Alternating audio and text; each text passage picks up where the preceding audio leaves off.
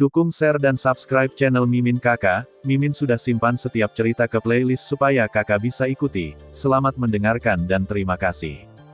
Saluran luar angkasa ini terlihat sama dengan saluran luar angkasa yang dilihat Xiao Yan di awal, yang merupakan salah satu alasan mengapa Xiao Yan dapat mengenalinya secara sekilas. Akhirnya ketemu juga. Melihat saluran luar angkasa di depannya, Xiao Yan merasa santai. Pikirkan baik-baik. Sekarang, sudah setengah bulan sejak dia baru saja memasuki reruntuhan. Selama periode ini, Xiao Yan juga telah mengalami lebih dari 10 pertempuran, tetapi untungnya, dia akhirnya datang ke sini tanpa bahaya. Dia tersenyum pahit. Segera, Xiao Yan menarik napas dalam-dalam di hidungnya, menggerakkan langkahnya, dan melangkah menuju saluran luar angkasa di depannya. Kemudian, tubuh Xiao Yan ditelan oleh cahaya Bima Sakti seperti daun yang terendam air.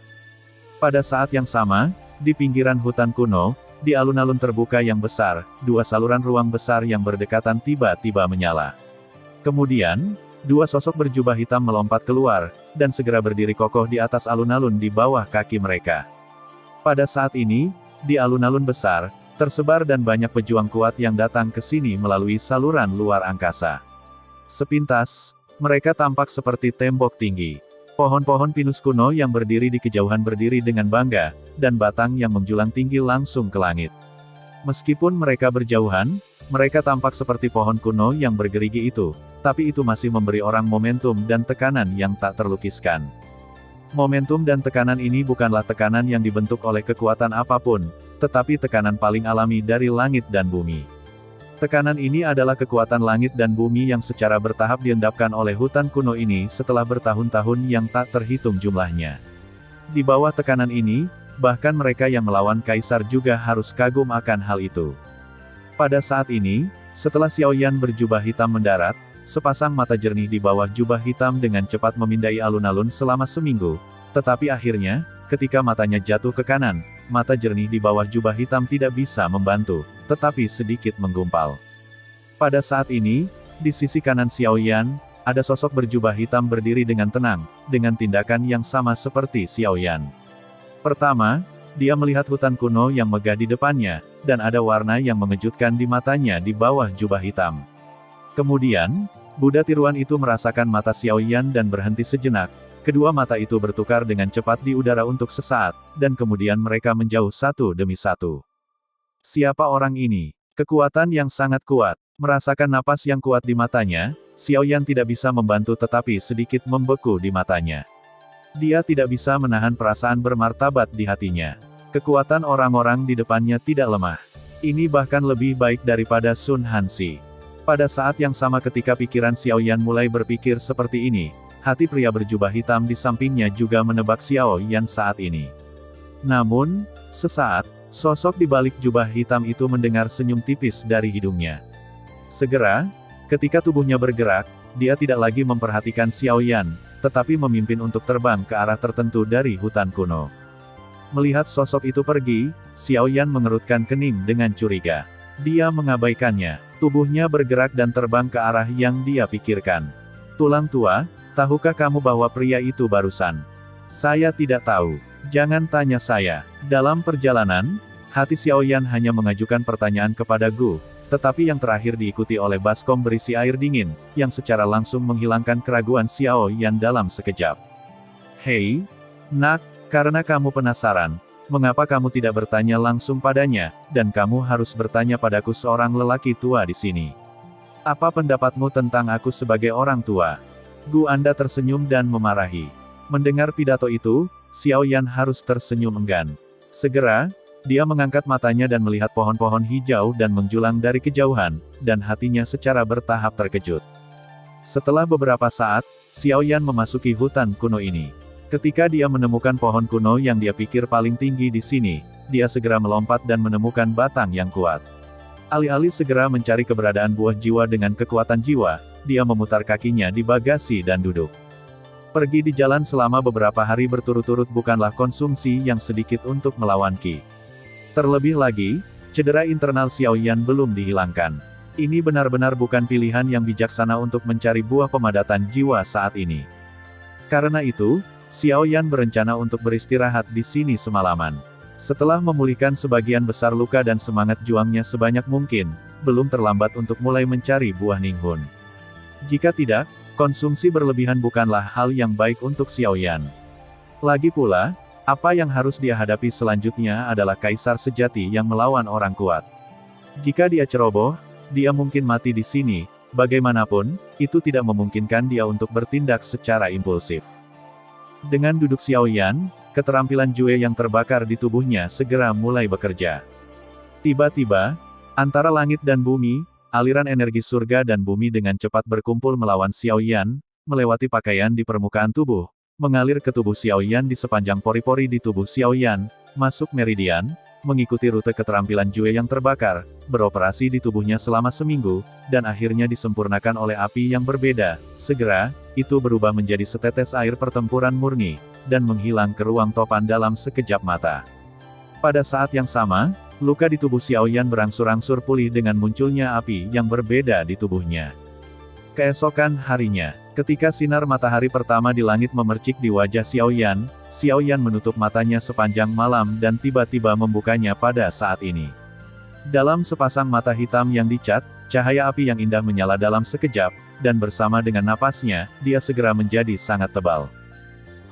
Perlahan dan dalam menghembuskan napas, Xiao Yan mengangkat matanya dan menatap lurus ke dalam hutan di kejauhan. Penglihatan gelap itu seperti anak panah menembus awan, melewati celah di antara cabang dan daun yang tak terhitung jumlahnya. Di ujung pandangan, Xiao Yan sepertinya melihat Warcraft kuno sedang tidur.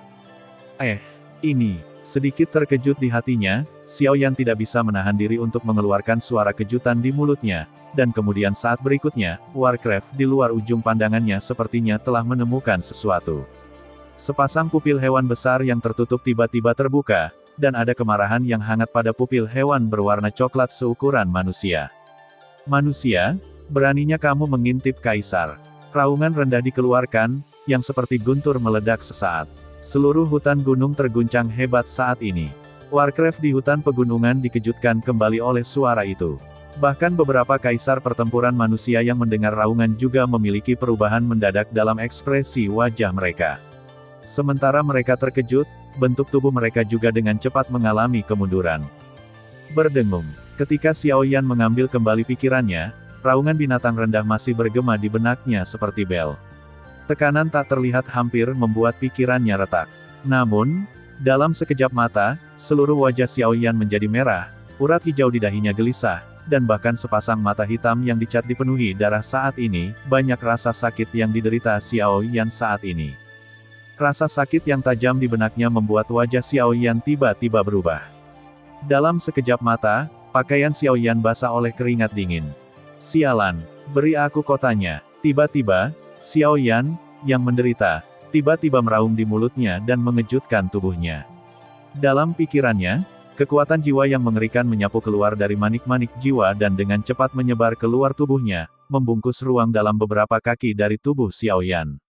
Di ruang ini, prestise jiwa yang kuat meningkat. Akhirnya, ketika raungan rendah jiwa yang bergetar benar-benar hilang dari pikiran Xiao Yan perlahan mengendurkan tubuhnya, dan ekspresi ketakutan yang tersisa muncul di wajahnya. Kekuatan yang mengerikan, mengaum saja bisa membuatku bekerja keras. Betapa mengerikannya Noumenon orang ini. Dengan pahit, Xiao Yan mengambil kembali matanya, tapi dia tidak berani melihat ke arah itu lagi. Bercanda, jika yang kuat di level itu benar-benar membuatnya kesal, saya khawatir dia bisa.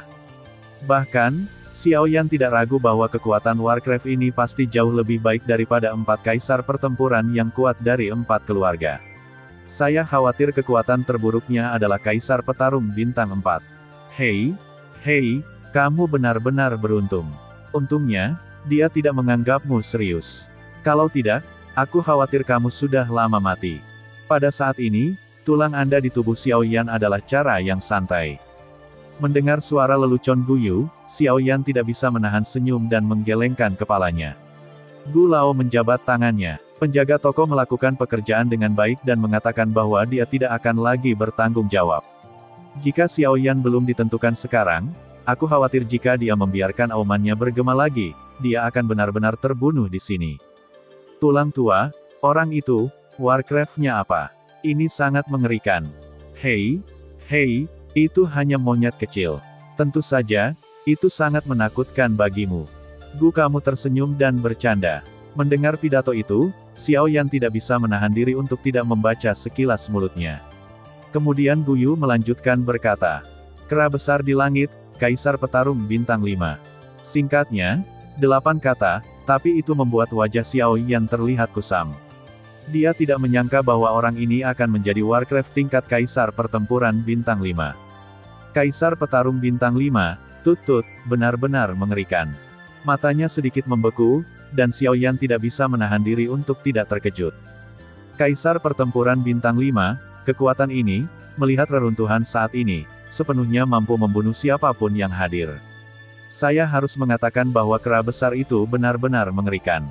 Kemudian, ketika Xiao Yan terkejut, Gu Kamu berkata dengan lembut lagi. Wajah Xiao Yan sedikit terkejut, dan dia tidak merasakan sedikit pun keraguan. Kera besar di langit tampaknya telah disegel oleh seseorang. Begitu dia mengatakan ini, Xiao Yan tercengang, tetapi segera, dia tercengang. Kera besar dari Kaisar Petarung Bintang 5 disegel. Sulit untuk membayangkan betapa mengerikannya kekuatan sebenarnya dari orang ini. Ayo, jangan pikirkan itu. Ayo pergi. Kamu belum menemukan buah jiwa yang beku. Apakah sulit karena Kaisar Petarung Bintang 5 belum menemukan yang beku? Buah jiwa belum. Gu Anda mendesak. Setelah kembali ke pikirannya, Xiao Yan mengangguk. Saat ini, itu. Mengambil kembali pikirannya, Xiao Yan terus duduk, matanya perlahan tertutup, dan pikirannya bergerak. Di tengah alisnya, kekuatan jiwa yang luas segera tersapu ke segala arah. Dengan pelajaran yang baru saja dipelajari, Xiao Yan jauh lebih berhati-hati saat ini. Pada saat yang sama, dia mencoba menghindari semua Warcraft dengan nafas yang kuat di pegunungan dan hutan. Luasnya hutan kuno jelas di luar dugaan Xiao Yan. Bahkan dengan kekuatan jiwa Xiao Yan, setelah mencari selama 1/4 jam, dia masih tidak menemukannya. Sebaliknya, dia hampir diprovokasi oleh beberapa Warcraft yang kuat. Namun, meskipun demikian, Xiao Yan tidak merasa cemas tentang hal itu. Sebagai gantinya, dia menenangkan diri dan mencari setiap bagian tanah di hutan gunung dengan hati-hati, berharap menemukan beberapa informasi tentang buah Ninghun mulai sekarang. Dengan penyebaran kekuatan jiwa Xiao Yan yang terus-menerus, waktu seolah mengalir dengan tenang seperti pasir hisap di antara jari-jarinya. Tak terlihat, Xiao Yan telah mencari selama 1 jam. Di bawah pencarian hati-hati Xiao Yan inci demi inci, akhirnya, kungfu-nya layak untuk hatinya. Ketika wajah Xiao Yan menjadi pucat, tiba-tiba, kekuatan jiwa Xiao Yan menyebar ke suatu tempat, dan akhirnya menemukan apa yang dikatakan lelaki tua berjubah abu-abu hari itu, sebuah danau melingkar, di bawah eksplorasi Xiao. Kekuatan jiwa Yan, di tengah danau, benar-benar ada pulau kecil. Menemukannya. Pada saat menemukan danau, Xiao Yan tidak bisa membantu tetapi meledak menjadi warna ekstasi. Dia tidak bisa menahan diri untuk tidak berteriak dalam hatinya. Bersama dengan kekuatan jiwa yang menyebar, ada sedikit fluktuasi. Mengaum. Karena fluktuasi inilah kekuatan jiwa Xiao Yan yang telah menyebar ke seluruh danau tiba-tiba terkejut. Xiao Yan, yang berada di pegunungan, mendengar auman binatang yang mengejutkan lagi. Pada saat yang sama, kekuatan yang tersebar di danau secara paksa tersebar di raungan hewan ini. Di hutan pegunungan, wajah Xiao Yan tiba-tiba memutih. Ketika matanya netral, ada warna yang bermartabat. Benar saja, kekuatan orang ini benar-benar tidak sebanding dengan Raja Bintang biasa. Mengingat apa yang dikatakan lelaki tua berjubah hitam itu, mata Xiao Yan tidak bisa menahan diri untuk tidak membeku sedikit, tetapi kemudian sepasang telapak tangan putih perlahan mengepal, dan warna tegas muncul di pupil hitamnya. Bahkan jika kekuatan Xiao Yan tidak lebih baik dari puncaknya saat ini, dia harus tetap mencoba untuk mendapatkan buah kondensasi jiwa. Sekali lagi, dia mengambil napas dalam-dalam dari mulutnya. Xiao Yan perlahan berdiri, mengalihkan pandangannya dan melihat ke arah danau. Jika benar, Ninghunguo ada di sana. Kemudian, Xiao Yan berjingkat-jingkat di batang pohon, dan kakinya meledak. Tubuh Xiao Yan seperti anak panah dari haluan, terbang dengan cepat menuju kedalaman hutan pegunungan. Di antara gunung dan hutan, tubuh Xiao Yan seperti hantu. Dia melakukan perjalanan melalui pohon-pohon kuno yang menjulang tak terhitung jumlahnya dengan kecepatan kilat. Bahkan ketika melewati beberapa kaisar manusia yang melawan orang kuat, orang-orang itu hanya dapat melihat kilatan cahaya hitam samar dari mata mereka, tetapi mereka tidak tahu apa itu. Area hutan kuno ini sangat luas sehingga meskipun kecepatan Xiao Yan mengerikan, dia masih memiliki jarak yang sangat jauh dari danau setelah bolak-balik selama lebih dari 10 menit. Ini mengejutkan Xiao Yan di dalam hatinya. Pada saat yang sama, dia tidak bisa tidak mengagumi pemilik reruntuhan. Aku benar-benar tidak tahu seberapa kuat yang telah dicapai pemilik relik ini. Sepanjang jalan, Xiao Yan juga merasakan banyak napas sengit. Bahkan beberapa kali, Xiao Yan telah melewati beberapa hewan Warcraft yang mengerikan dengan ukuran tubuh yang besar. Jika Xiao Yan tidak luar biasa, saya khawatir akan ada pertempuran sengit dengan mereka. Namun, pada saat tertentu, Xiao Yan, yang sedang terbang dengan kecepatan tinggi, mau tidak mau berhenti sejenak. Dia mengerutkan kening dan menoleh untuk melihat ke belakang. Dengan kekuatan jiwanya yang kuat, Xiao Yan dapat mendeteksi bahwa di suatu tempat di hutan pegunungan, beberapa petarung kuat yang sebelumnya dia sapu tampaknya terbang ke arah di mana dia berada sekarang, dan ada banyak dari mereka. Lihat ini, karena Xiao Yan seharusnya menarik mereka. Sial, ini benar-benar sekelompok serigala. Mereka menggigit saat menangkapnya. Dia memarahi pahit di dalam hatinya. Xiao Yan tiba-tiba berbalik, tubuhnya bergetar, dan kecepatan bertarung di tubuhnya menjadi lebih cepat. Dia memindahkan langkahnya, dan langkah Tianjue tiba-tiba muncul. Bentuk tubuhnya melintas, dan segera berubah menjadi angin sepoi-sepoi, bersiul melalui pegunungan dan hutan, dan membuang sekelompok orang di belakangnya. Waktu berlalu dengan cepat dalam perjalanan cepat Xiao Yan. Dalam sekejap mata, Xiao Yan telah terbang selama hampir setengah jam dengan langkah unik langit, dan sampai sekarang, dalam eksplorasi kekuatan jiwa Xiao Yan, danau itu muncul lagi. Menemukannya, kali ini, Xiao Yan tidak gembira seperti sebelumnya, tetapi mencoba yang terbaik untuk menekan emosi di dalam hatinya dan terbang ke depan dengan kecepatan tinggi. Pada saat yang sama, kekuatan jiwa dengan hati-hati menyebar ke arah danau, dengan hati-hati melintasi kekosongan di atas danau dan mendekati pulau kecil di tengah danau. Sebelum mendekat, kekuatan jiwa Xiao Yan telah merasakan kekuatan jiwa yang sangat murni dan melonjak. Merasakan kekuatan ini, manik-manik jiwa yang telah lama diam di benak Xiao Yan segera bereaksi. Setelah berdengung dan bergetar beberapa kali, perlahan-lahan menjadi tenang. Benar saja, itu buah jiwa yang kental. Jantung tidak bisa menahan teriakan kaget, dan tubuh Xiao Yan juga mendekati danau dengan cepat. Namun, saat ini, Xiao Yan tiba-tiba menemukan bahwa di tanah di luar danau, secara tak terduga, ada mayat besar Warcraft. Melihat adegan ini, Xiao Yan terkejut. Tubuhnya, yang berlari ke depan dengan kecepatan tinggi, juga berhenti di ketinggian. Pada saat yang sama, dengan sepasang mata hitam yang dicat, dia melihat tubuh besar Warcraft di bawah dengan warna horor yang dalam. Warcraft ini seperti piton besar. Permukaan tubuhnya ditutupi dengan lapisan sisik hitam lakuer yang lebih keras dari baja, dan tubuhnya juga menunjukkan garis-garis aneh. Meski telah mati beberapa lama, namun tidak terlihat bahwa tubuh Warcraft ini masih bisa memancarkan ancaman yang samar, dan ini cukup untuk menunjukkan betapa kuatnya Warcraft ini saat masih hidup. Warcraft ini masih seorang kaisar yang bertarung. Sorot mata Xiao Yan tiba-tiba mengeras, dan Xiao Yan merasakan martabat yang dalam di hatinya. Sebuah Warcraft di tingkat kaisar pertempuran benar-benar mati di luar danau. Sebelumnya, kekuatan jiwa Xiao Yan jelas diserang oleh semacam Warcraft. Artinya, tubuh Warcraft di depannya dibunuh oleh pemilik danau dan ditinggalkan di sini sebagai pencegah, atau itu adalah pemilik asli danau, tapi sekarang dipenggal di sini.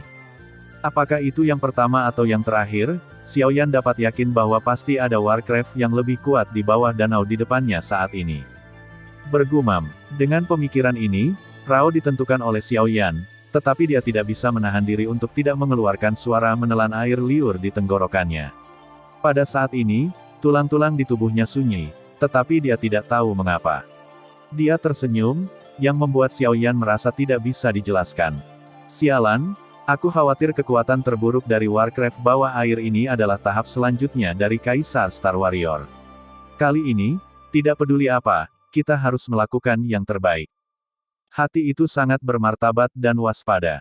Xiao Yan berpikir sedikit. Bei Wang yang terluka muncul di samping Xiao Yan.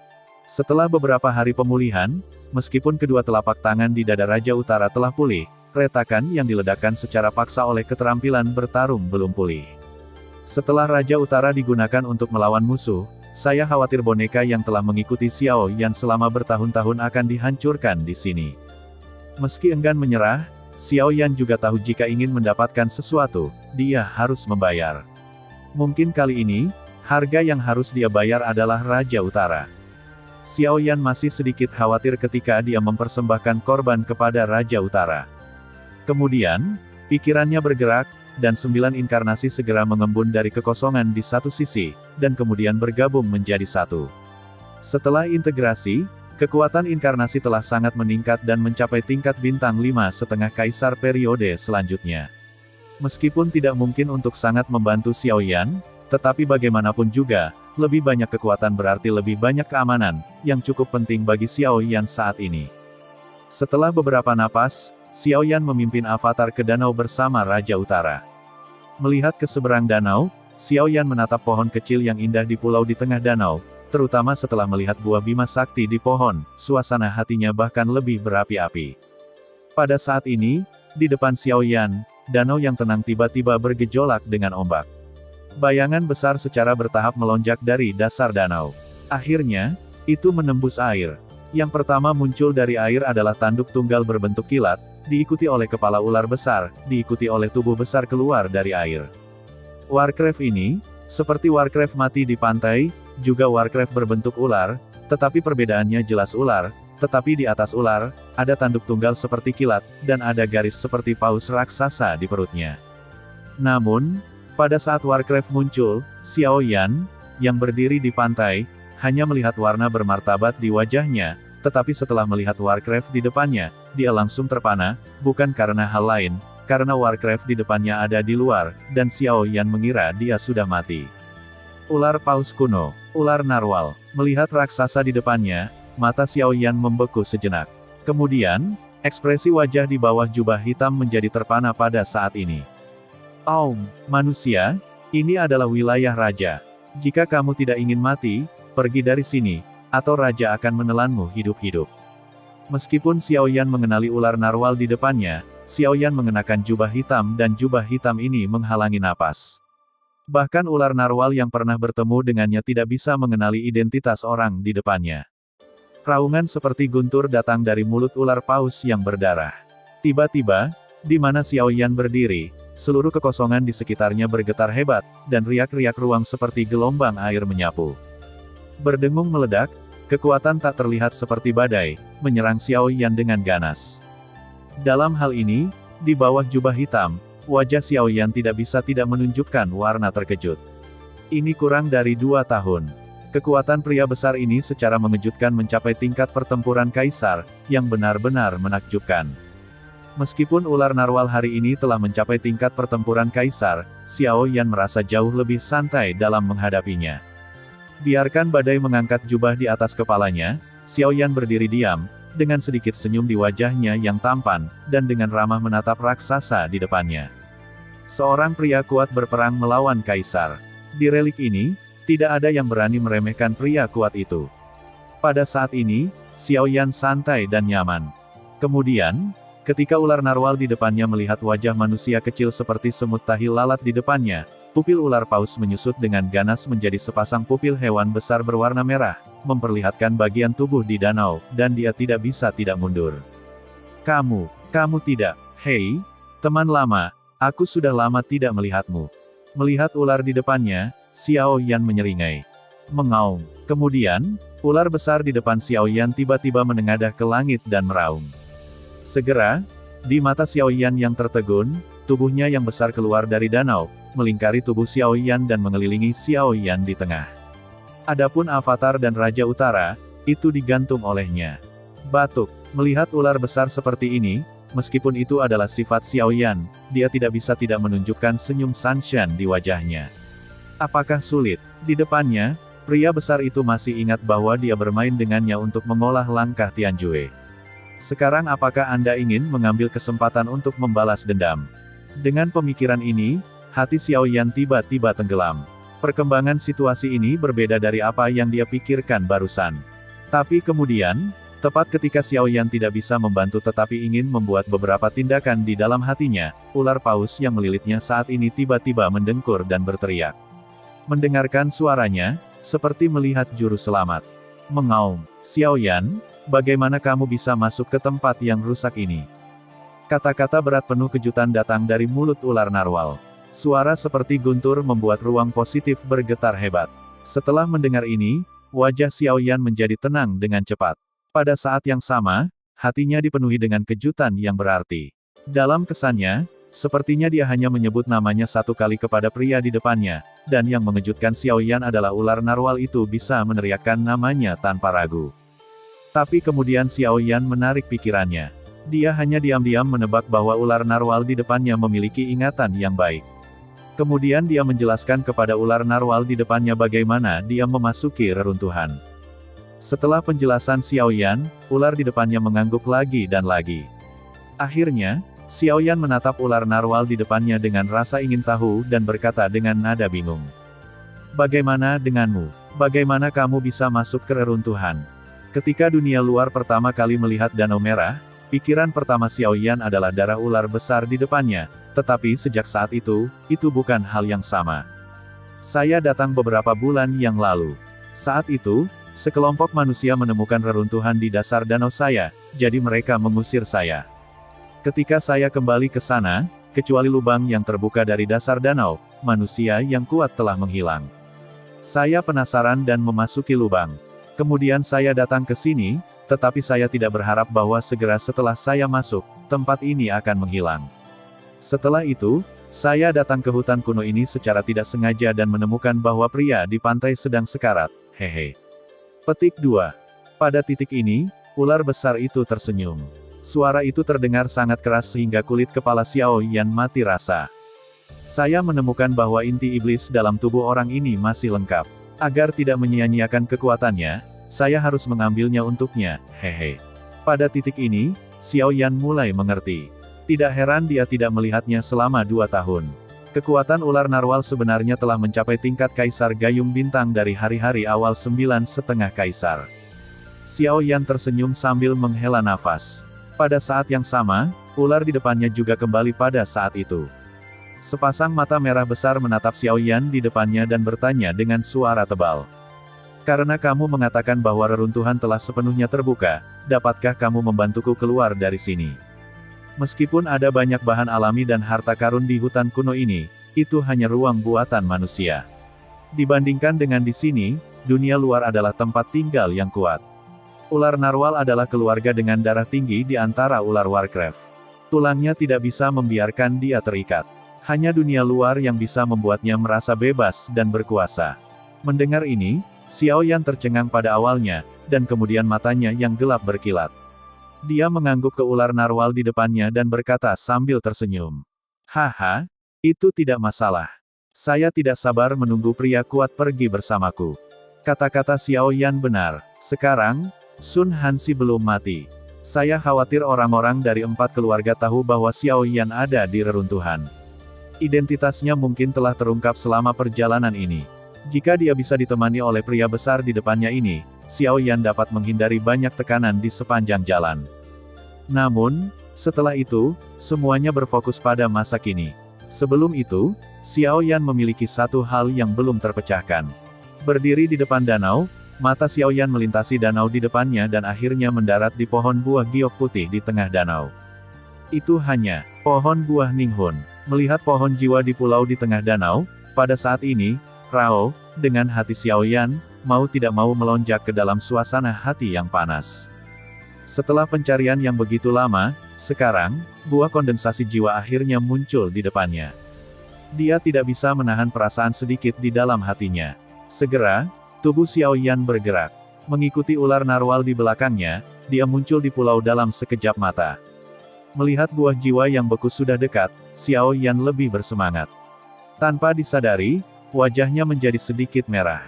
Berdiri di samping pohon buah Ninghun, Xiao Yan melihat dengan hati-hati ke pohon buah Ninghun di depannya. Cahaya terkejut melintas di kedalaman matanya, dan dia tidak bisa menahan diri untuk tidak terkejut oleh kekuatan ilahi penciptaan di dunia ini. Batang pohon buah hanya setebal lengan orang dewasa. Cabang-cabangnya terjalin dan memanjang seperti tanaman merambat. Mereka menguraikan garis besar yang aneh satu sama lain. Jika Anda melihatnya dari kejauhan, Anda dapat menemukan bahwa postur seluruh pohon itu seperti anak kecil yang konyol dan tersenyum. Ini adalah pohon buah jiwa yang kental. Melihat pohon buah jiwa yang mengembun di depannya, Xiao Yan tidak bisa tidak terkejut. Dalam kata-kata yang sedikit gelombang mikro ini, tidak sulit untuk mendengar rasa ekstasi yang tertekan di hati Xiao Yan. Kemudian, mata Xiao Yan berlama-lama dengan cahaya murni terus bergerak ke bawah perlahan, dan matanya jatuh. Dia melihat seputih salju dan giok seperti buah berdiri di lengan anak itu. Buah Yingrun berbentuk bulat dan seperti mutiara. Itu bersih dan memancarkan aroma yang samar. Orang-orang merasa rileks dan bahagia saat mencium baunya. Semangat mereka telah meningkat beberapa kali dalam sekejap. Buah jiwa kental. Akhirnya, melihat hal yang paling diingat untuk waktu yang lama, Xiao Yan merasa bingung untuk sesaat. Hei, aku belum memindahkan benda ini. Ini untukmu. Pada saat ini, di belakang Xiao Yan, ular narwal besar mengumpulkan kepalanya yang besar dan mengamati pohon kecil seperti putik rumput di matanya. Ketika matanya melihat buah jiwa yang kental, meskipun ada sedikit warna hati di matanya, bagaimanapun, ular paus mengambil kembali pikirannya. Mendengar kata-kata ular paus, Xiao Yan tidak bisa menahan diri untuk tidak terkejut. Bahkan jika dia memikirkan hal ini, memang, jika ular narwal menginginkannya, dia bisa saja menelan buah kondensasi jiwa sebelum relik dibuka, tetapi dia tidak menyangka bahwa itu akan bertahan sampai sekarang, dan akan mengatakan kata-kata seperti itu. Apakah kamu sengaja menyerahkannya padaku? Xiao Yan mengambil kembali matanya dan menoleh ke ular paus di belakangnya. Suaranya bertanya dengan ragu. Hei, tidak ada gunanya aku menelannya. Apa yang kamu ingin lakukan? Tetapi aku tahu bahwa kamu adalah seorang herbalis dan harus dapat menggunakannya. Aku akan menyerahkannya padamu dan kamu dapat membantu saya memperbaiki pil. Hei! Mendengar pidato itu, Xiao Yan tiba-tiba menyadari bahwa binatang besar di depannya bukanlah orang bodoh. Jika dia bisa memikirkan Xiao Yan, dia tentu punya ide sendiri. Hei, saya tidak tahu apakah buruk untuk mengambil buahnya secara langsung, jadi saya tidak berani melepasnya. Saya tidak berharap Anda datang ke sini. Hei, ular narwal tersenyum bodoh. Meskipun tawa itu mengerikan, Xiao Yan secara bertahap terbiasa dan menunjukkan senyum terima kasih kepada yang terakhir. Meskipun ular narwal juga memiliki sempoa sendiri, Xiao Yan tetap mendapat manfaat lebih dari itu. Hanya untuk ini, Xiao Yan berpikir bahwa ular besar di depannya sudah cukup untuk membuatnya bersyukur. Kalau tidak, jika itu benar-benar menelan buah jiwa yang beku, dia tidak akan bisa menunggu sampai saat ini. Begitu matanya berbalik, Xiao Yan menatap pohon buah Ninghun di tengah pulau. Dia tidak bisa menahan perasaan beruntung untuk buah Ninghun. Ular narwal benar, penyimpanan buah jiwa kental tidak begitu sederhana. Jika langsung dihilangkan dengan metode biasa, kekuatan asli jiwa dalam buah jiwa yang kental akan hilang dengan cepat. Kecuali jika ditelan dan disempurnakan di tempat, hasilnya akan berubah menjadi buah busuk, dan kekuatan jiwa akan menghilang secara alami. Untuk harta alam dan bumi bermutu tinggi ini, jika Anda ingin melepasnya, Anda hanya dapat menggunakan beberapa batu giok berkualitas tinggi yang sama. Kekuatan jiwa yang terkandung dalam buah jiwa kental sangat murni, dan justru karena inilah buah jiwa kental tidak dapat melihat cacat dan kotoran sedikitpun. Jika Anda ingin mempertahankan kekuatan asli jiwa dengan sempurna dan membuatnya tidak kehilangan jejak, Anda harus menggunakan batu giok yang sama tanpa kotoran.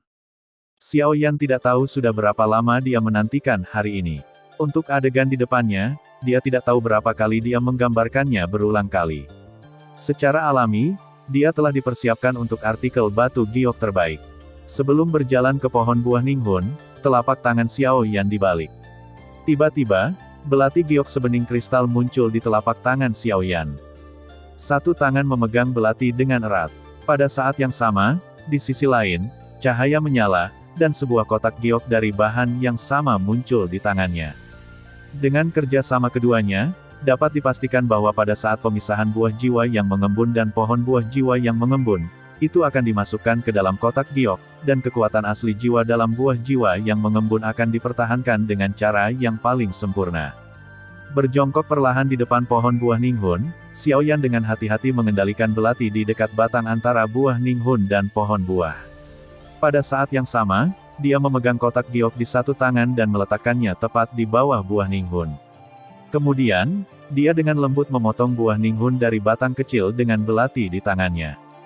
Belati giok, tanpa menuangkan semangat juang, biasanya sulit untuk melukai orang bahkan jika Anda ingin menyakiti orang. Pada saat ini, di hadapan pohon buah Ninghun, itu adalah pukulan lembut. Xiao Yan bahkan tidak menggunakan kekuatan apapun. Buah Ninghun benar-benar terpisah dari pohon buahnya, dan kemudian jatuh ke dalam kotak giok di bawahnya. Segera, hati Xiao Yan tergerak. Kotak giok yang sudah dia siapkan dengan cepat keluar dari udara tipis dan menyegel kotak giok dengan sempurna.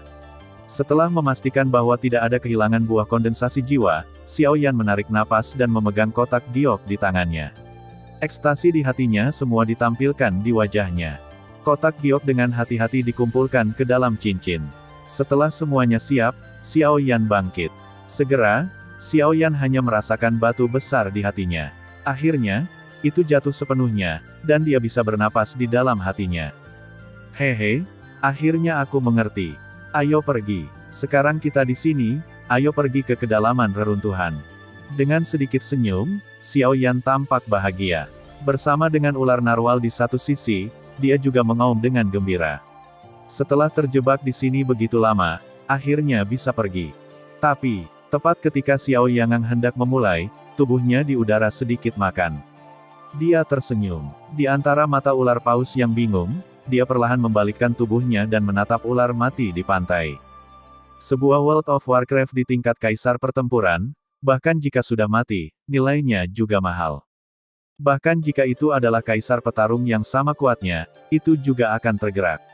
Saat ini, bagaimana dia bisa dengan mudah melepaskan gunung emas sebesar itu di depan Xiao Yan, setelah Xiao Yan dan ular narwal meninggalkan danau untuk waktu yang lama, banyak pejuang yang kuat datang ke sini. Tapi yang mereka lihat hanyalah sebuah danau kosong. Di sini dan buah yang memadatkan jiwa di sini telah diambil, dan di sini masih kosong. Ini, pohon buah Ninghun. Bisakah kamu mengatakan bahwa ada buah Ninghun di sini? Saat melihat pohon putih kecil yang tampak seperti anak kecil, beberapa kaisar petarung yang kuat datang untuk mengenalinya. Segera, suara yang penuh dengan kata-kata terkejut datang dari mulut para kaisar yang bertarung kuat yang hadir saat ini, dan kemudian berubah menjadi desahan tak berdaya. Pada saat yang sama, di suatu tempat di hutan kuno, Xiao Yan juga berjalan melalui pegunungan dan hutan sendirian. Tubuhnya terbungkus jubah hitam seperti panah hitam yang dicat. Dalam sekejap, dia melintasi kehampaan. Ledakan kecil terdengar satu demi satu dari beberapa pohon kuno yang menjulang tinggi di dekatnya. Di bawah kecepatan Xiao Yan Qi yang tak tertandingi, jadikan suara itu terdengar sama. Adapun ular paus unicorn saat ini, agar tidak menarik perhatian yang kuat di hutan, ia mengubah bentuk tubuhnya. Itu membuat ular mini hanya beberapa inci panjangnya dan menempel di lengan Xiao Yan di bawah jubah hitam. Di bawah jubah hitam, tidak ada yang bisa menemukan Warcraft kuat yang tersembunyi di bawah jubah hitam. Luasnya hutan kuno membuat Xiao Yan tinggal di sini selama beberapa hari, tapi itu bagus. Dengan cara ini, Xiao Yan dapat mencoba yang terbaik untuk memulihkan kekuatannya sebelum mencapai kedalaman reruntuhan, yang juga memungkinkan Xiao Yan untuk lebih percaya diri dan bersaing dengan orang-orang dari 4 keluarga di reruntuhan. Dalam perjalanannya, Xiao Yan secara alami bertemu dengan banyak kaisar tangguh yang sedang beristirahat. Adapun orang-orang ini, mereka berbeda dari kaisar pertempuran semi kuat itu. Sebagai kaisar yang bertarung, kebanyakan dari mereka berjalan sendirian. Kekuatan mereka yang kuat sudah cukup untuk membuat mereka memiliki keberanian untuk menghadapi segala macam bahaya sendirian. Tentu saja, ini hanya penjelasan yang paling sepihak, atau mungkin karena kekuatan mereka yang kuat, biarkan mereka menjadi lebih takut akan hidup dan mati, sehingga mereka tidak lagi mempercayai siapapun. Sangat berhati-hati, yang membuat mereka kehilangan hal-hal yang lebih penting daripada kekuatan. Di hadapan mata yang penuh warna dan hati-hati itu, mata Xiao Yan di bawah jubah hitamnya tampak acuh tak acuh. Dia sudah lama terbiasa dengan orang seperti ini. Secara alami, dia tidak akan merasakan apa-apa. Sebaliknya, ular narwal yang menempel di lengan Xiao Yan saat ini dengan hati-hati melirik mata orang-orang di luar. Rao adalah seorang Warcraft, saya merasakan hawa dingin di hati saya. Manusia-manusia ini terlalu mengerikan. Mata mereka takut pada kita Warcraft. Kalian manusia bilang Warcraft itu mengerikan. Menurutku, kalian manusia yang paling mengerikan. Suara kecil kata-kata masuk ke telinga Xiaoyan. Dari kata ini, Xiaoyan tidak mendengar artinya, memiliki arti lelucon, dan benar-benar mencibir dan diejek. Mendengar pidato itu, bentuk tubuh Xiaoyan ternyata sangat lamban. Perubahan kecil ini segera menarik perhatian orang yang kuat. Seorang pria berjubah hitam misterius yang tidak bisa melihat kekuatannya tidak bisa mentolerir kecerobohan mereka. Tentu saja, sementara orang-orang ini waspada terhadap Xiaoyan, pria misterius itu, mereka secara alami berjaga-jaga. Sekarang, di relik ini, semuanya adalah pesaing. Yang disebut biksu banyak dan ada beberapa harta yang bisa menarik perhatian kaisar yang kuat bertarung. Ini ditakdirkan bahwa hanya ada beberapa. Terlepas dari 4 keluarga, kaisar petarung yang kuat ini dapat berbagi sedikit minyak dan air. Karena itu, orang-orang ini sering mengambil orang lain sebagai mangsa. Dan karena ini, hampir semua orang berpikir demikian dalam hati mereka. Secara alami, mereka lebih berhati-hati satu sama lain. Tentu saja, suasana ini tidak ditakdirkan untuk bertahan lama, karena selama ada kesempatan, harta yang bisa membuat semua petarung kuat bersemangat di depan orang-orang ini akan segera menjadi sekelompok serigala serakah yang lapar, putus asa, untuk menggigit dan merampok. Melirik semua kaisar pertempuran yang kuat di lapangan, Xiaoyan tidak bisa menahan cibiran. Ya, seperti yang dikatakan ular narwal, terkadang sekali manusia itu mengerikan, bahkan keluarga Warcraft dengan keganasan sebagai kata ganti juga harus menghindari tepi. Setidaknya, mulai saat ini, ular narwal di lengan Xiaoyan juga layak untuk dipercaya oleh Xiaoyan. Tidak seperti orang-orang ini di depan Anda, setelah Anda mengekspos luka kepada mereka tidak akan menerima perawatan manusia, tetapi akan mengekspos deretan hiu seperti gigi haus darah. Melirik acuh tak acuh, mata Xiaoyan berkedip sedikit di bawah jubah hitamnya, dan kemudian dia melintas menuju kedalaman hutan pegunungan. Ketika sosok Xiaoyan benar-benar menghilang di bidang penglihatan, para pejuang kuat yang duduk bersila di hutan mengambil kembali mata waspada mereka dan segera menyapu yang lain di sekitarnya. Kewaspadaan di mata mereka meningkat bukannya menurun. Sesaat kemudian, di antara gunung dan hutan, Xiaoyan menatap langit yang gelap di atas kepalanya. Utusan khusus tidak bisa membantu tetapi mengerutkan kening. Tidak heran mereka yang berperang melawan kaisar akan berkumpul bersama. Saya khawatir hutan kuno di malam hari adalah saat yang paling berbahaya. Dengan pemikiran ini, Xiaoyan mengambil napas dalam-dalam dan menyapu matanya secara acak di antara pegunungan dan hutan. Setelah beberapa napas, matanya di bawah jubah hitam mengunci lubang pohon terpencil. Senyum terukir di sudut mulutnya. Segera, tubuhnya bergerak. Saat berikutnya, tubuh Xiaoyan muncul di depan lubang pohon. Sebagian besar pohon kuno di hutan kuno memiliki penampang beberapa kaki panjangnya, dan sekarang pohon kuno di depan Xiaoyan bahkan lebih besar. Karena itu, berdiri di depan lubang pohon, Xiaoyan seperti berdiri di depan villa alami. Dari luar, ukuran lubang pohon cukup untuk menampung lebih dari 100 orang sekaligus, belum lagi Xiaoyan sendiri. Oh, saya tidak dapat membayangkan bahwa di gunung yang dalam dan hutan tua ini, saya akan menemukan tempat alami yang begitu bagus. Xiaoyan tersenyum dan tidak banyak berpikir, jadi dia melangkah ke dalam lubang pohon. Namun, saat ini, di depan mata Xiaoyan, pohon raksasa itu tiba-tiba bekerja. Dalam sekejap, pohon kuno itu tampak hidup. Tanaman merambat di tanah segera berdiri seperti ular besar. Semangat juang hijau dimuntahkan dari tanaman merambat dalam sekejap, berubah menjadi panah hijau dan menembak Xiaoyan. Pada saat yang sama, di bawah jubah hitam, ekspresi wajah Xiaoyan juga berubah tiba-tiba pada saat ini. Perubahan mendadak di lapangan ini membuat wajah Xiaoyan di balik jubah hitamnya tiba-tiba berubah. Dia tidak pernah berpikir bahwa pohon kuno raksasa yang tampak seperti beberapa tahun di depannya akan menjadi pohon hidup. Namun, menghadapi panah dari belakang, Xiaoyan tidak punya waktu untuk membuat tanggapan. Bahkan jika dia berbalik saat ini, dia tidak bisa menghindari kuncinya. Brengsek, tidak mau memarahi dalam hatinya, Xiaoyan harus panik menjalankan semangat juang di topan di tubuhnya, berharap untuk melawan panah hijau di belakangnya. Pada saat ini, di bawah jubah hitam, ular narwal yang menempel di lengan Xiao Yan tiba-tiba bergerak. Dibandingkan dengan Xiao Yan, sebagai seorang Warcraft, dia selalu kagum dengan langit dan bumi ini. Di langit dan bumi ini, selama dia menghadapi bahaya apapun di sekitarnya, tidak peduli seberapa tiba-tiba serangannya, itu dapat tercermin kapan saja. Saat ini, terutama tentang kecelakaan Xiao Yan, ular narwal tidak berani bersantai dan mengabaikan sama sekali. Pada saat lebih dari selusin anak panah datang, ular narwal di bawah jubah hitam memutar tubuhnya dengan ganas. Meskipun ukurannya tampak lebih dari 1000 kali lebih kecil dari sebelumnya, kekuatannya tidak berubah sama sekali.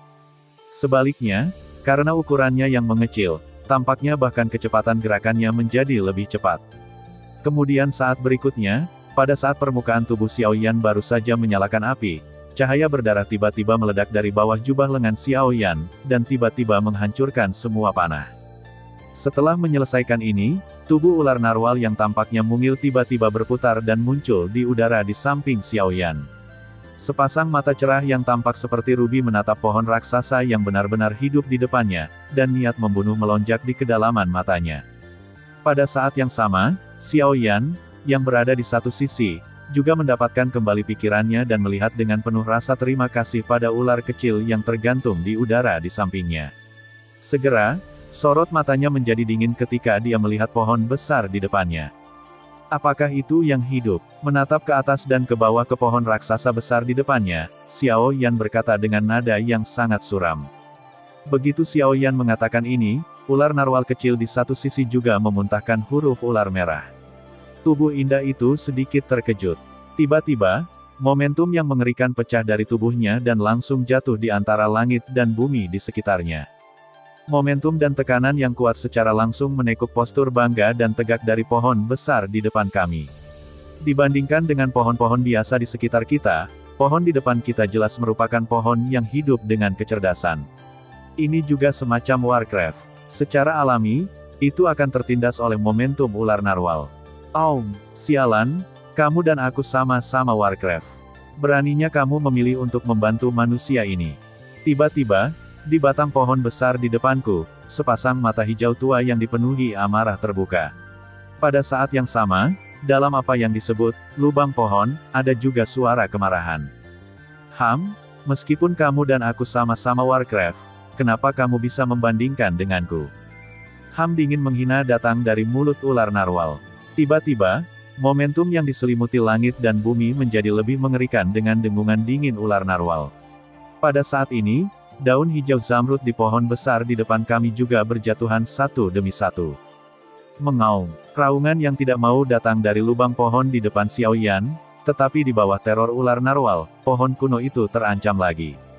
Ular narwal hari ini, setelah menelan inti sihir, telah mencapai tingkat mendiang Kaisar Gayung Bintang. Namun, kekuatan pohon kuno di depannya hanyalah tahap awal Kaisar Gayung Bintang. Di depan ular narwal, pohon kuno tidak bisa memainkan 1/10 dari kekuatannya yang biasa. Namun meski begitu, dengan suara gemuruh, pohon-pohon tua di depan kami masih berjuang. Melihat adegan ini, Xiao Yan, yang belum pernah berbicara, perlahan mengangkat matanya. Sepasang mata dingin menatap pohon besar di depannya.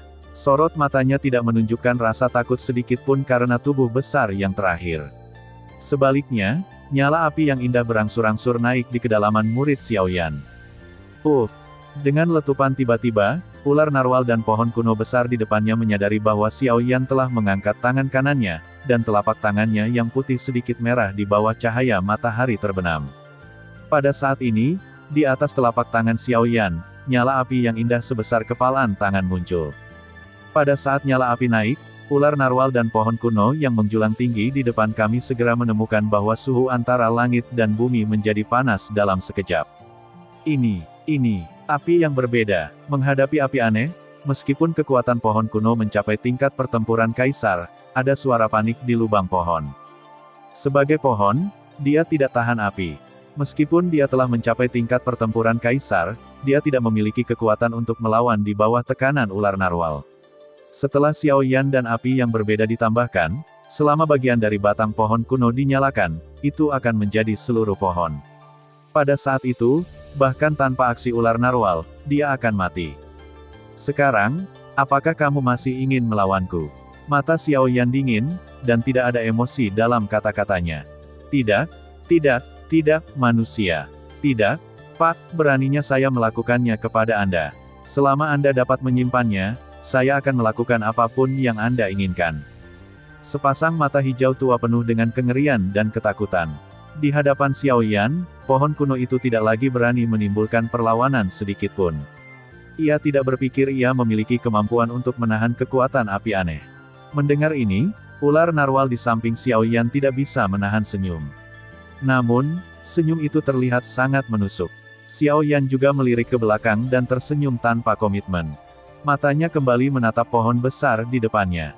Sorot mata Xiao Yan menjadi dingin lagi, mengangkat api aneh di tangannya, lalu menekuk jarinya dan menjentikkan. Lebih dari 10 api jatuh di tanah di sekitar pohon besar seperti meteor. Dalam sekejap, di tanah hijau zamrud, rumput liar segera berubah menjadi abu, tetapi di bawah kendali pikiran Xiao Yan, teror membakar segalanya belum menyebar, tetapi raw begitu. Adegan ini juga membuat pohon kuno bergetar dan mengaum. Kami akan bermalam di sini. Selama periode ini, jika ada suara yang mengganggu kami, rumput itu adalah mobil depan Anda. Dia berkata dengan dingin. Xiao Yan menginjak kakinya tanpa rasa khawatir sedikitpun di hatinya, dan berjalan ke lubang pohon di depannya. Setelah itu, ular narwal yang indah mengikuti dari dekat.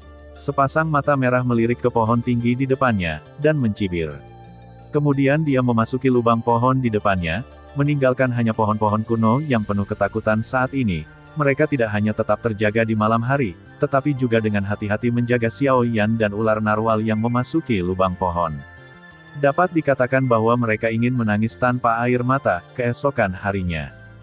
Di hutan kuno dengan cabang dan dedaunan yang rimbun, pohon-pohon kuno yang menjulang berdiri di sini. Di antara dedaunan hutan yang lebat, sinar matahari melewati celah tawa dan menyinari tanah hutan membentuk bintik-bintik cahaya bulat, seperti bintang terang di langit malam. Di hutan saat ini, di bawah pohon kuno yang menjulang tinggi dan di lubang pohon yang luas, Xiao Yan duduk di dalamnya. Dengan operasi lambat dari keterampilan formula pembakaran di tubuhnya, di surga dan di bumi, untaian energi Tinti tampaknya berada di bawah semacam daya tarik dan berkumpul ke arah tubuh Xiao Yan di lubang pohon. Setelah energi kompleks surga dan bumi melayang di sekitar tubuh Xiao Yan untuk sementara waktu, secara bertahap mengalir ke tubuhnya melalui pori-pori seluruh tubuh Xiao Yan melalui jubah hitam. Kemudian, diam-diam mengalir di sepanjang rute keterampilan formula pembakaran. Setelah putaran pemurnian berputar, itu disempurnakan lagi dengan api yang berbeda sampai mengeras dan berubah menjadi setetes air semangat juang murni, ke dalam ruang di dalam topan. Pemurnian berulang ini berlangsung lama, sampai cerah, Xiao Yan menarik diri dari kondisi kultivasi. Sepasang mata yang telah tertutup semalaman juga terbuka perlahan pada saat ini. Pada saat pembukaan, cahaya yang sangat tidak jelas melintas dari kedalaman pupilnya. Saat dia membuka matanya, Xiao Yan dengan lembut meludahkan udara keruh yang tertahan di dadanya sepanjang malam. Segera, dia melirik lingkungannya. Sudut mulutnya tidak bisa menahan senyum, menggelengkan kepalanya, berdiri dari tanah, berjalan keluar dari lubang pohon. Keluar dari lubang pohon, Xiao Yan berpikir sedikit. Api indah yang masih mengambang di udara tiba-tiba berubah menjadi beberapa pita, dan menghilang ke tubuh Xiao Yan dalam sekejap mata. Dengan perlindungan pohon kuno ini, Xiao Yan tidak terganggu oleh suara apapun sepanjang malam. Untuk ini, Xiao Yan tidak bisa menahan tawa di dalam hatinya. Tampaknya orang ini melakukan yang terbaik untuk hidup. Dengan suara tawa di hati Xiao Yan, di kehampaan di sampingnya, tubuh ular narwal yang ketakutan juga muncul. Hei, kamu melakukan tugasmu. Kalau begitu, kami tidak akan menerima hidupmu. Melihat pohon kuno di depannya, ular narwal tersenyum. Saat ini, apa yang dipikirkan Xiao Yan juga bisa ditebak olehnya. Huala, begitu dia mengatakan ini, pohon kuno, yang telah diam sepanjang malam, tiba-tiba mengguncang batangnya yang kuat dengan keras, dan sepasang murid hewan hijau tidak bisa menahan diri untuk mengeluarkan ekspresi pahit. Tapi kemudian, itu menatap Xiao Yan saat ini. Meskipun ular narwal telah berbicara, setelah kejadian ini, ia juga mengerti dalam hatinya bahwa manusia dan binatang di depannya jelas didominasi oleh manusia berjubah hitam. Keputusan akhir dari apapun masih di tangan manusia, dan ini juga termasuk hidup dan matinya. Dengan pemikiran ini, jantung pohon kuno yang baru saja ditebang segera mengangkatnya kembali. Melihat adegan ini, Xiao Yan di depannya juga menyadarinya. Dengan senyum datar, dia berbalik dan mengangkat telapak tangannya dengan lembut. Pada saat yang sama, dia berkata kepada ular narwal. Baiklah, setelah istirahat malam, saatnya untuk pergi. Selain itu, terima kasih atas keramahan Anda. Di akhir pidato, ketika Xiao Yan mengucapkan kata hiburan, nada di mulutnya sedikit meningkat, yang juga membuat pohon kuno yang baru saja rileks di hatinya tiba-tiba tegang lagi dan dengan marah meraung 2 kali. Segera, sosok Xiao Yan dan ular narwal perlahan menghilang di bidang penglihatan dalam kekaguman yang terakhir. Setelah istirahat malam, napas Xiao Yan jelas pulih. Dalam beberapa hari berikutnya, Xiao Yan dan ular narwal terus melakukan perjalanan dengan cara ini di siang hari, dan terus melakukan perjalanan ke kedalaman reruntuhan dengan cara istirahat di malam hari. Sepanjang jalan, Xiao Yan juga menemukan banyak jejak yang ditinggalkan oleh para pejuang kuat yang lewat, namun, dilihat dari waktu jejak, kecepatan perjalanan Xiao Yan tidak jauh berbeda dari itu. Setelah 4 hari berturut-turut, luka di tubuh Xiao Yan juga pulih sepenuhnya di bawah kultivasi yang lambat. Bersama dengan kekuatan yang baru saja menembus tengah dou di bintang 6, itu telah sepenuhnya stabil. Selain itu, kekuatan Raja Utara di atas ring juga pulih sepenuhnya. Artinya, Xiao Yan hari ini, hanya jumlah orang kuat Doudi di sekitarnya, sudah ada 2, ditambah Xiao Yan, yang kekuatannya jauh melampaui levelnya sendiri. Melihat seluruh reruntuhan, saya khawatir hanya ada 4 keluarga yang bisa menelan tim mereka. Akhirnya, setelah 4 hari mengemudi, pada siang hari di hari kelima, Xiao Yan dengan ular narwal akhirnya berjalan keluar dari hutan kuno yang luas di belakangnya. Dengan tubuh Xiao Yan berjubah hitam sepenuhnya bermandikan sinar matahari, pandangan Xiao Yan menjadi lebar. Tubuhnya terbang ke depan lagi untuk jarak. Kemudian, sebuah aula kuno yang besar akhirnya muncul di hadapan Xiao Yan. Sepertinya ini harus menjadi aula utama. Pada saat yang sama, pandangan Xiao Yan juga jatuh di aula di depannya. Seluruh aula berwarna emas, dan cahaya keemasan kaca berwarna menutupi aula kuno, yang membuat seluruh aula terlihat megah dan megah. Batu tulis emas yang sama membuka jalan lebar, yang sepertinya menyambut kedatangan tamu. Tubuh Xiao Yan bergerak dan kakinya jatuh, dan tubuhnya yang kuat telah jatuh di jalan emas. Pada saat tubuh Xiao Yan jatuh, tiba-tiba, napas penuh perubahan dan zaman kuno memenuhi batu tulis emas di bawah kaki Xiao Yan. Tak terlihat, ada momentum dan tekanan yang sangat kuat yang menimpa kepala Xiao Yan. Meskipun tekanan hanya berlangsung sesaat, ekspresi wajah Xiao Yan di bawah jubah hitam tidak bisa tidak menjadi terkejut. Dia harus merasa kagum pada pemilik reruntuhan. Betapa kuatnya untuk memungkinkan dia memiliki momentum dan tekanan yang mengerikan di relik yang tersisa setelah jatuh selama bertahun-tahun. Segera, Xiao Yan, yang telah kembali kepada Tuhan, berhenti menunda-nunda, menggerakkan tubuhnya, dan langsung pergi ke aula megah di depannya. Setelah beberapa saat, tubuh Xiao Yan akhirnya sampai di aula. Pada saat ini, banyak orang telah berkumpul di luar aula. Meskipun kedatangan Xiao Yan belum terlambat, itu pasti tidak terlalu awal, ruang di aula sangat luas. Orang-orang yang berdiri di aula itu seperti semut. Pada saat ini, banyak orang telah tersebar di aula. Orang-orang ini adalah kaisar pertempuran yang kuat dan bisa terkenal di dunia luar. Namun, sekarang, di relik ini, kekuatan bertarung melawan kaisar sama seperti orang yang lewat. Ada lusinan kaisar petarung yang kuat, belum lagi ratusan. Namun, saat ini, mereka semua memperlakukan satu sama lain dengan hati-hati. Hampir semua wajah ditulis dengan ketidakpedulian, seolah-olah mereka berada ribuan mil jauhnya.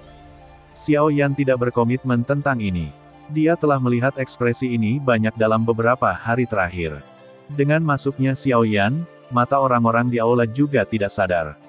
Kewaspadaan di mata mereka tidak berkurang sama sekali. Sebaliknya, gelombang permusuhan mengalir ke mereka. Saat ini, setiap orang tambahan di lapangan hampir berarti mereka cenderung tidak mendapatkan bayi. Oleh karena itu, mereka secara alami tidak ingin melihat siapapun lagi. Namun sayangnya, dengan masuknya Xiao Yan, tak lama kemudian, banyak petarung kuat memasuki aula.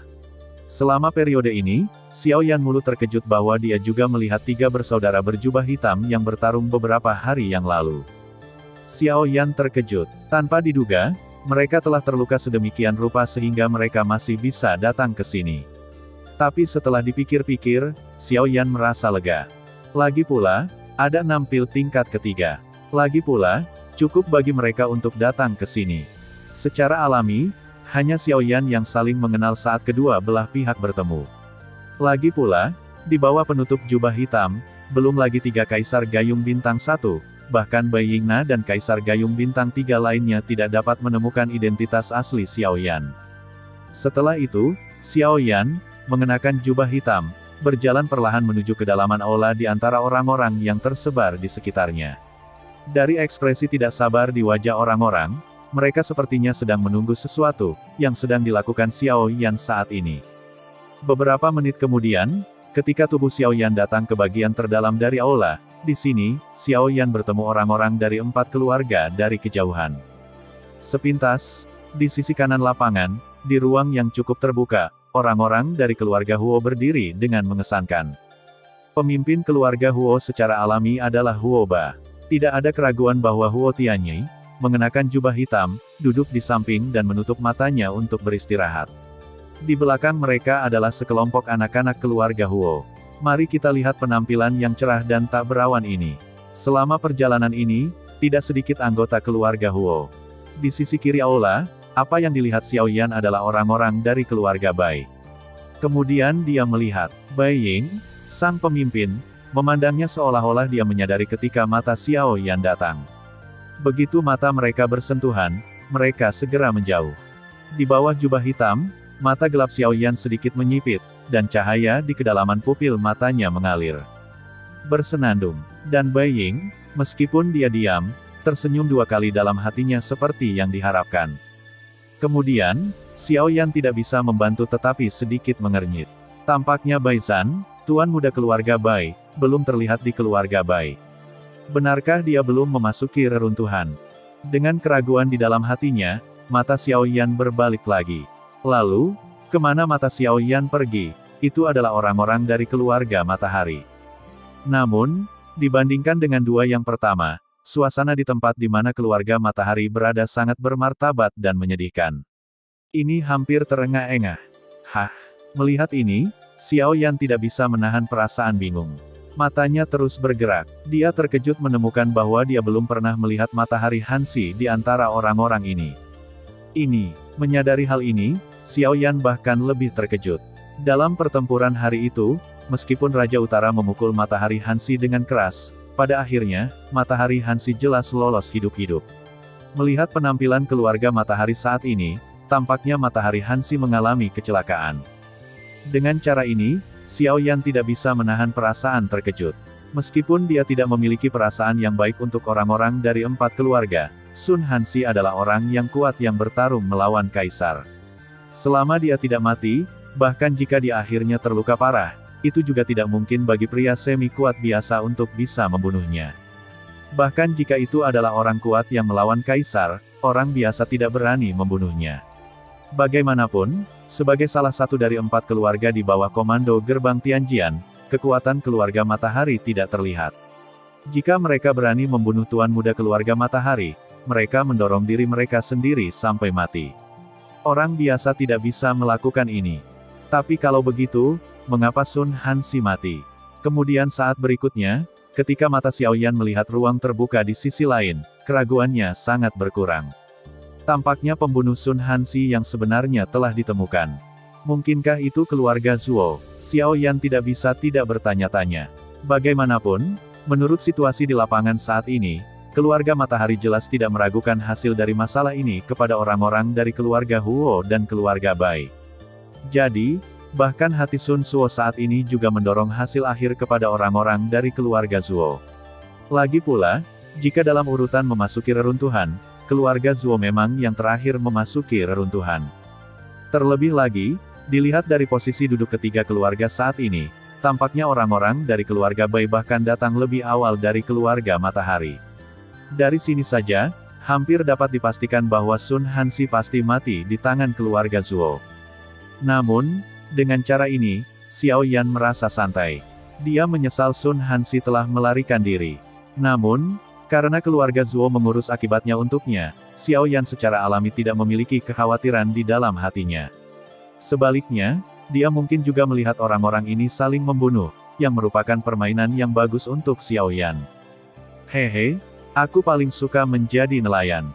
Dengan senyum di hatinya, Xiao Yan perlahan mengulurkan tangan kanannya dan dengan lembut menarik jubah di kepalanya. Segera, dia membalikkan tubuhnya dan berjalan perlahan ke ruang terbuka kecil di sebelah aula utama.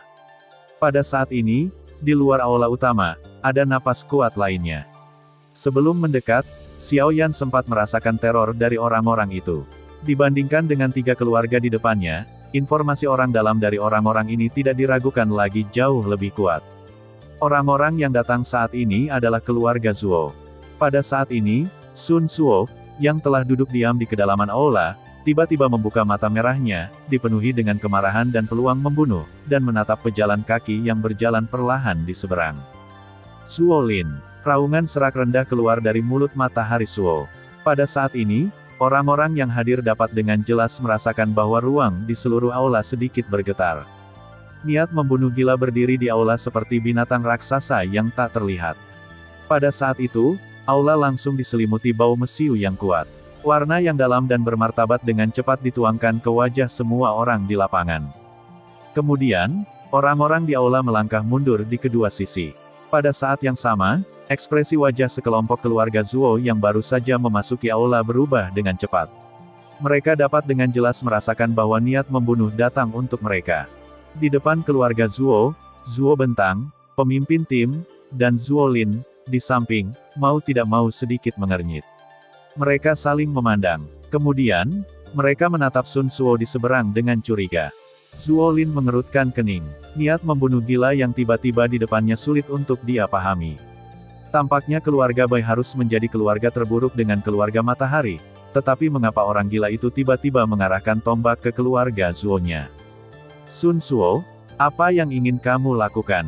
Zuo Bentang di samping Zuo Lin juga mengerutkan kening, dan makna mencurigakannya tidak kurang dari Zuo Lin. Lakukan apa? Lakukan apa? Tidakkah kamu mengerti dalam hatimu? Pertanyaan Zuo Bentang membuatnya merasa saat ini. Meski amarahnya meledak dalam sekejap, dengan lambaian tangannya yang besar, semangat juang yang kental segera menyembur keluar dari tubuhnya.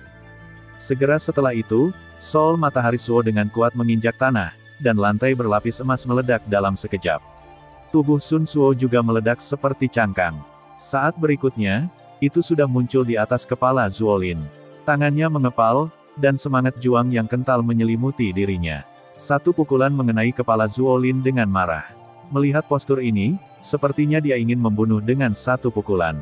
Sun Suo, apakah kamu gila? Langkah tiba-tiba Sun Suo juga mengejutkan Zuo Bentang. Saat ini, dia tidak berani ragu sedikit pun. Tubuhnya yang kering bergerak cepat ke satu sisi.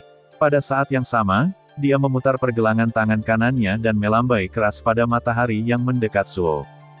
Bang! Segera setelah pukulan itu jatuh, semua orang dari keluarga Zuo mundur, dan pertempuran mengerikan setelahnya berkecamuk di aula. Di tengah badai, Sun Suo berdiri, dan kemudian dia membuat tembakan gila lagi pada orang-orang dari keluarga Zuo. Wow, munculnya adegan ini tiba-tiba membuat kegemparan di lapangan saat ini. Dengan kekuatannya sendiri, dia memukul mundur begitu banyak orang dalam perjalanan keluarga Zuo. Bahkan jika para penonton melihat pemandangan yang begitu mengerikan, mereka tidak bisa menahan perasaan terkejut. Bajingan, Sun Suo, apakah kamu benar-benar gila? Berani bertarung dengan keluarga Zuoku di sini? Melihat bahwa matahari Suo bekerja keras pada dirinya sendiri, kerumunan meraung lagi. Wajah tua Zuo Bentang tiba-tiba menjadi dingin. Pada saat yang sama, dia juga merasa sangat bermartabat di hatinya.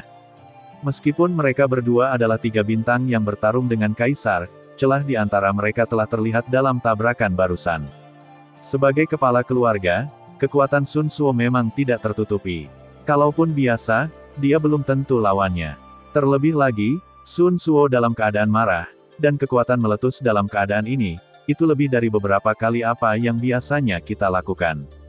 Jika kita benar-benar membiarkan dia terus seperti ini, aku khawatir kita akan sangat menderita. Tapi saat ini, Sun Suo tidak bisa mendengarkan apapun. Bahkan jika dia bisa mengatakan apa-apa, orang ini hanya akan menutup telinga dan mengubah semua kata-kata Zuo Bentang menjadi kemarahan. Saat ini, jika Anda ingin menghentikan pertempuran ini karena alasan yang tidak diketahui, saya khawatir Anda harus menemukan alasan untuk semua ini terlebih dahulu.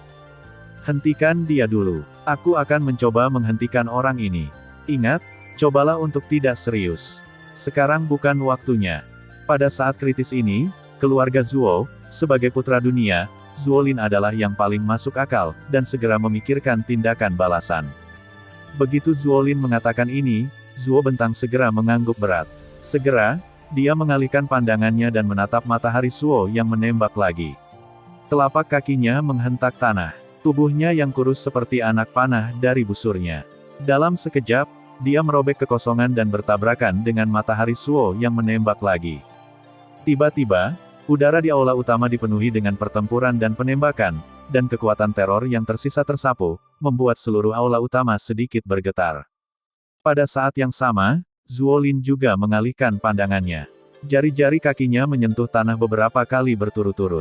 Dalam sekejap mata, dia telah muncul di depan keluarga matahari.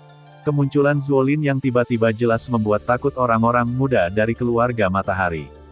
Namun, Zuolin jelas tidak bermaksud membunuh mereka, tetapi memikirkannya. Momentum agung menyebar ke kepala keluarga matahari di depannya. Setelah memberikan tekanan yang cukup kepada kelompok di depannya, dia bertanya perlahan dan acuh tak acuh. Katakan padaku, apa yang terjadi? Mengapa Sun Suo menembak keluarga Zuoku? Begitu kata-kata itu keluar, anak-anak dari keluarga matahari di depan mereka tidak bisa menahan nafas dalam hati mereka. Mereka tidak bisa menahan perasaan beruntung. Untungnya, Zuolin tidak bermaksud membunuh mereka. Kamu membunuh tuan muda kami. Apakah kamu membutuhkan kami untuk menjelaskan apa yang kamu lakukan? Namun demikian, ada beberapa orang tulang punggung dalam kelompok ini. Segera, ketika dengungan dingin keluar, Zuolin segera memahaminya. Tidak heran dia merasakan sesuatu yang salah sebelumnya. Sepertinya ada sesuatu yang hilang dalam keluarga matahari. Jika orang ini tidak menyebutkannya, dia mungkin lupa bahwa Sun Hansi, tuan muda tertua dari keluarga matahari, baru saja menerobos beberapa bulan yang lalu, berhasil dipromosikan ke jajaran kaisar pertempuran yang kuat. Sosok seperti itu mungkin cukup mengesankan di hati orang lain di antara hadirin, tetapi di hati Zuolin, dia tidak tertarik sama sekali. Jika itu tidak disebutkan dalam kelompok orang saat ini, dia bahkan tidak akan memikirkannya.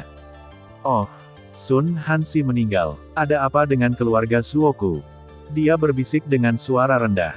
Kemudian Zuolin tidak bisa membantu tetapi sedikit mengernyit.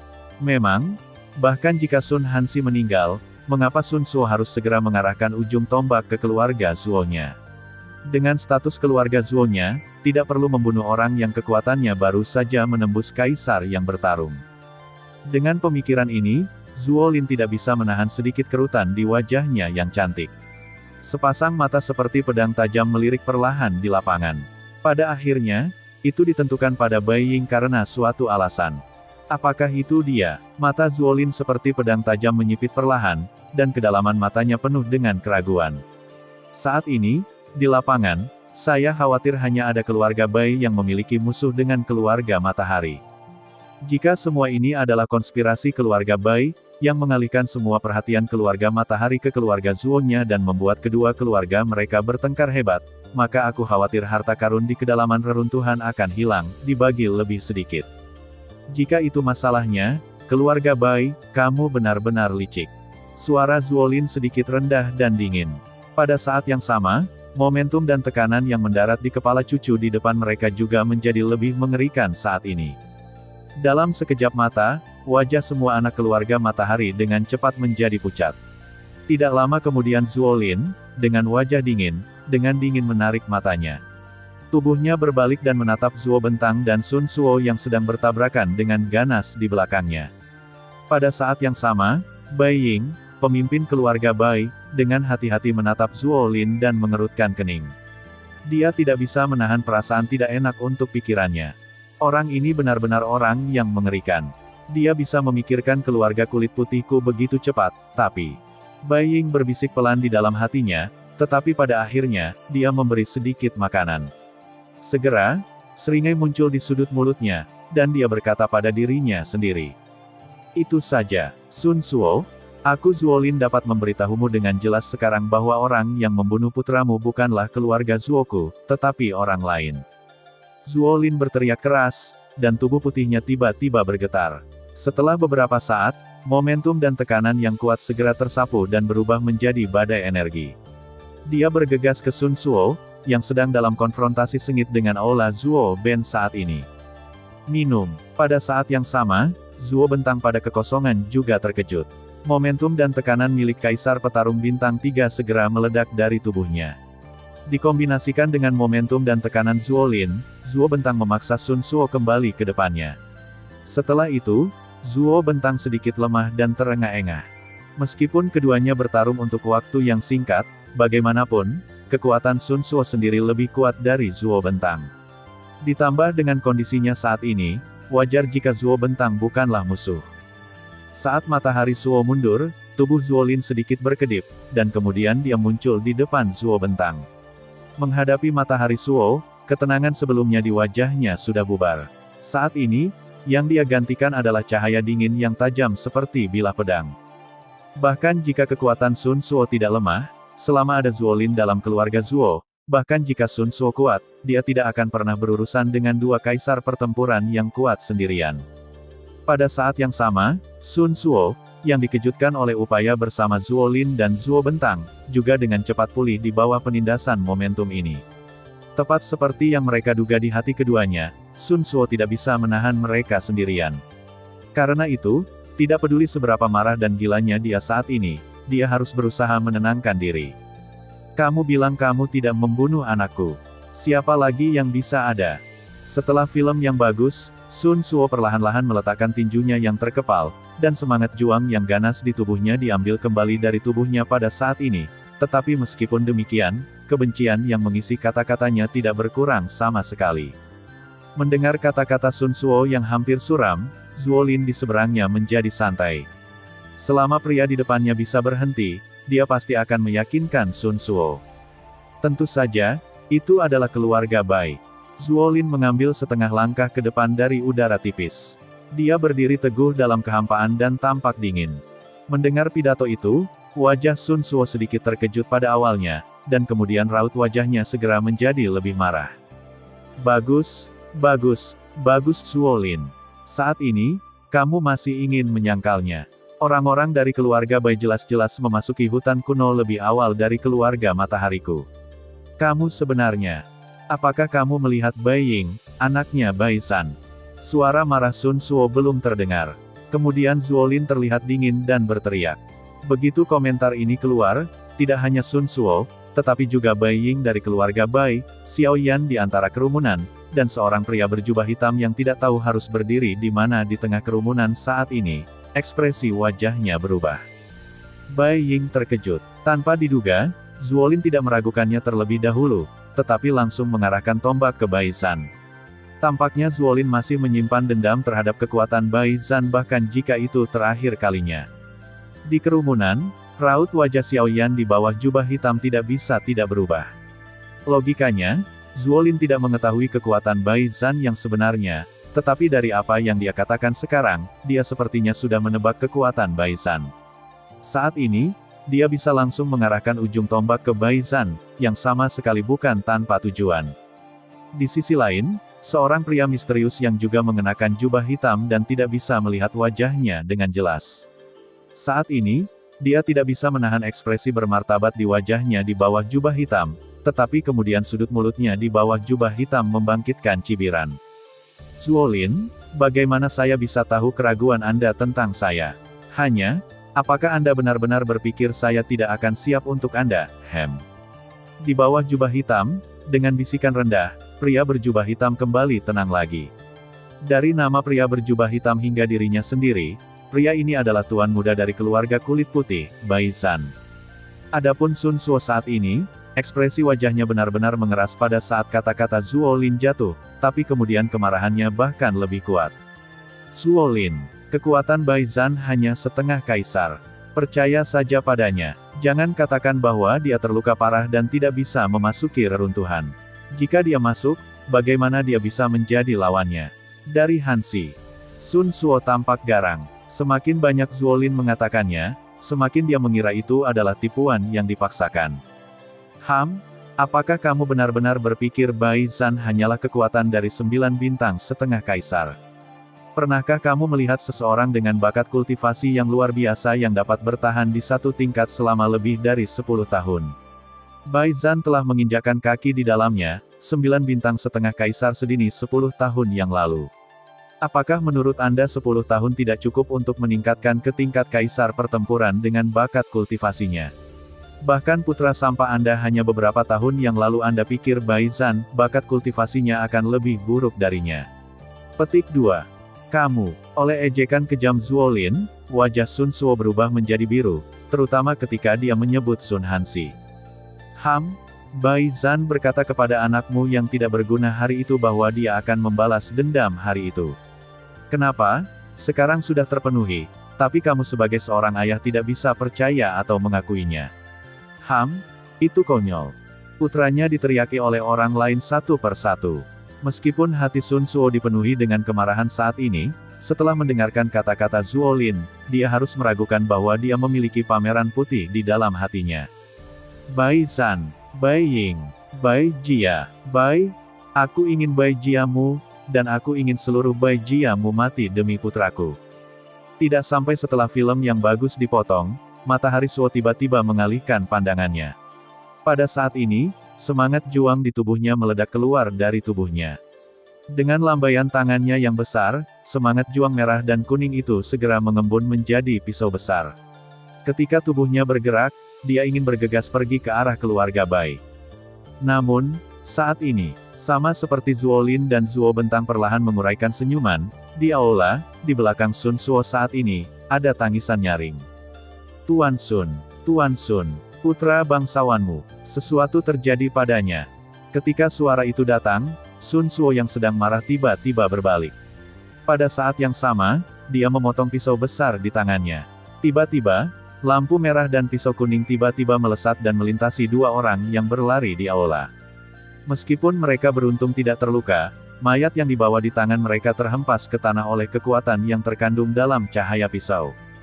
Kemudian, Sun Suo ingin membunuh, tetapi pada saat berikutnya, ekspresi wajahnya tiba-tiba mengeras. Karena ketika dia melihat dengan jelas pakaian dan garis besar tubuh yang terbaring telentang saat ini, Sun Suo segera mengenalinya. Mayatnya adalah putra sulungnya, Sun Hansi, yang baru saja meninggal beberapa hari. Hansi, kesedihan di hatinya tidak bisa lagi ditekan pada saat ini. Sun Suo meremas dan meledakkan senjatanya. Kemudian saat berikutnya, dia muncul di sebelah Sun Hansi, yang telah meninggal. Tangannya mengambil tubuh Sun Hansi dari belakang lehernya.